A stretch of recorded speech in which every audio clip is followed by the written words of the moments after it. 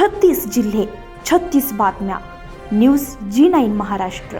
उत्तर तुमच्या प्रश्नांची.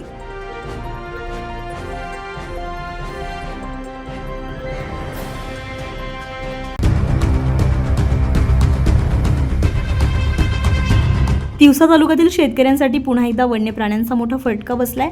मौजा अनेकवाडी शेत शिवारामध्ये शेतकरी मुरलीधरराव ठाकरे यांच्या गव्हाच्या पिकावर रानडुकरांनी धुमाकूळ घालत मोठ्या प्रमाणात नुकसान केल्याची धक्कादायक घटना समोर आली आहे. रात्रीच्या वेळी कळपानं आलेल्या रानडुकरांनी शेतामध्ये घुसून उभ्या गव्हाचं पीक अक्षरशः उद्ध्वस्त केलंय. काही ठिकाणी पीक पूर्णपणे आडवं पडलं असून तर काही ठिकाणी काही भागामध्ये मुळासकट उखडून टाकलंय. त्यामुळे शेतकऱ्यांचं मोठं आर्थिक नुकसान झालंय.